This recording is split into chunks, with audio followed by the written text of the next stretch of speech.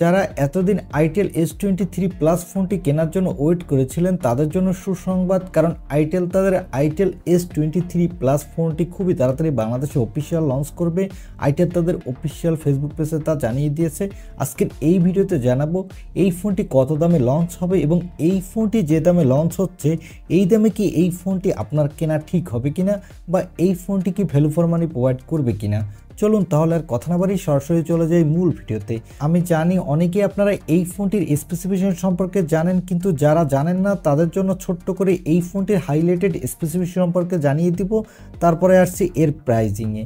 এই ফোনটির highlighted feature হলো এই ফোনটিতে সবথেকে কম দামে দেওয়া হয়েছে 6.78 ইঞ্চি মাপের একটি full HD plus curve AMOLED display, আর এই ডিসপ্লেতে থাকছে কর্নিং গরিলা গ্লাস 5 এর প্রোটেকশন এবং এই ফোনটিতে প্রসেসর থাকছে ইউনিসকের টাইগার সিরিজের T616 প্রসেসর। এই প্রসেসরটি 12 ন্যানোমিটার আর্কিটেক্টে বিল্ড।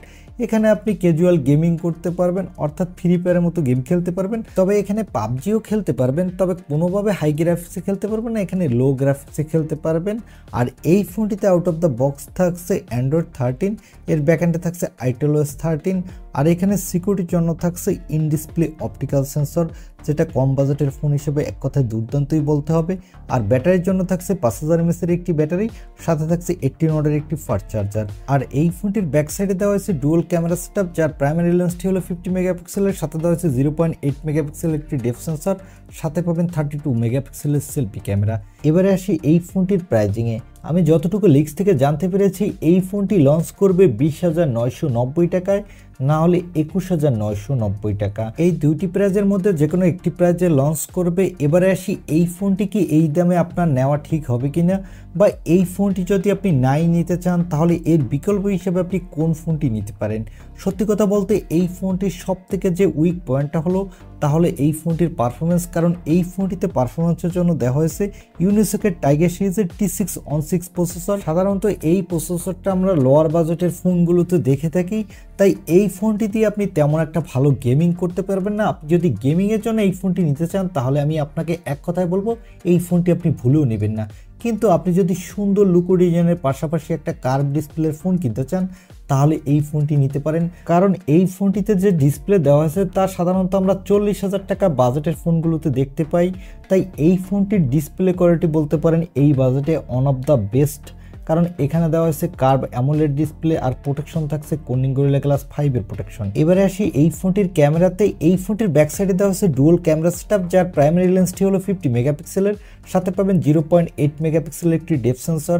সত্যি কথা বলতে এই ফোনটির ক্যামেরা কোয়ালিটি এই বাজেট হিসাবে এক কথায় ভালো না, কারণ এই ফোনটির দাম যেহেতু 20,000 টাকার উপরে হচ্ছে, তাই মিনিমাম এখানে দেওয়া উচিত ছিল একটি আলট্রা ওয়াইড লেন্স, তাহলে ক্যামেরা কোয়ালিটি মোটামুটি ভালো হতো, কিন্তু এখানে কোনো আলট্রা ওয়াইড লেন্স দেওয়া হয়নি। আর এখানে দেওয়া হয়েছে ইউজলেস 0.8 মেগাপিক্সেলের ডেপথ সেন্সর, যেটা আমাদের সত্যিকারের ডে টু লাইফে কোনো কাজে আসে না। তাই ক্যামেরার দিক থেকেও এই ফোনটি অনেকটা পিছিয়ে থাকবে। এরকম ক্যামেরা কোয়ালিটি আপনি 12-13 হাজার টাকা বাজেটের ফোনগুলোতে বাংলাদেশে অ্যাভেলেবেল পাবেন। তাই আপনি যদি সুন্দর লুকো ডিজাইনের পাশাপাশি কার্ভ ডিসপ্লে ফোন কিনতে চান, সাথে ইন ডিসপ্লে ফিঙ্গারপ্রিন্ট পেতে চান তাহলে এই ফোনটি নিতে পারেন, কিন্তু আপনি যদি এই ফোনটি ক্যামেরা এবং গেমিংয়ের জন্য নিতে চান তাহলে এই ফোনটি নেবেন না। এবার আসি এই ফোনটির বিকল্প হিসেবে, তখন আপনি গেমিং বা ক্যামেরার জন্য কোন ফোনটি নিতে পারেন। এই ফোনটির বিকল্প হিসেবে আপনি দুইটি ফোন নিতে পারেন, একটি অফিসিয়াল ফোন, অন্যটি আনঅফিসিয়াল ফোন। অফিসিয়াল ফোনটি হলো ইনফিনিক্স নোট 30। এই ফোনটি একমাত্র অফিসিয়াল ফোন যে ফোনটি আপনাকে এই বাজেটের মধ্যে অলরাউন্ডার পারফরমেন্স দিবে। এখানে ভালো ক্যামেরা পাবেন, ডিসপ্লে কোয়ালিটিও মোটামুটি ভালো, সাথে ভালো গেমিংও করতে পারবেন। আর এর বিকল্প হিসেবে আপনি আনঅফিসিয়ালভাবে স্যামসাংয়ের একটি ফোন নিতে পারেন, স্যামসাং গ্যালাক্সি A24 ফোনটি। এই ফোনটির ক্যামেরা কোয়ালিটি ভালো এবং এই ফোনটির ব্যাক সাইডের ক্যামেরা দেওয়া হয়েছে ওআইএস সাপোর্ট, যার ফলে ফোনটি দিয়ে কিন্তু আপনি ভালো কোয়ালিটির ফটোগ্রাফি এবং ভিডিওগ্রাফি করতে পারবেন। এছাড়া ফোনটিতে দেওয়া হয়েছে মিডিয়াটেকের হেলিও G99 একটা গেমিং প্রসেসর, যেটা বেশ ভালো একটা গেমিং প্রসেসর। এখানে আপনি ভালো গেমিংও করতে পারবেন। আর স্যামসাংয়ের ইউআই তো one of the best UI. এই দুইটি ফোনের মধ্যে আপনি যে কোনো একটি নিতে পারেন। আপনি অফিসিয়াল নিলে ইনফিনিক্সের ফোনটি নিতে পারেন, আনঅফিসিয়াল নিলে স্যামসাংয়ের ফোনটি দেখতে পারেন। এই ছিল আজকের ভিডিও। আই হোপ ভিডিওটি আপনারা ভালো লেগেছে। আর ভিডিওটি ভালো লাগলে অবশ্যই একটি লাইক দিয়ে চ্যানেলটি সাবস্ক্রাইব করে আমাদের সাথে থাকুন। দেখা হবে নেক্সট ভিডিওতে। আজকের মতো আল্লাহ হাফেজ।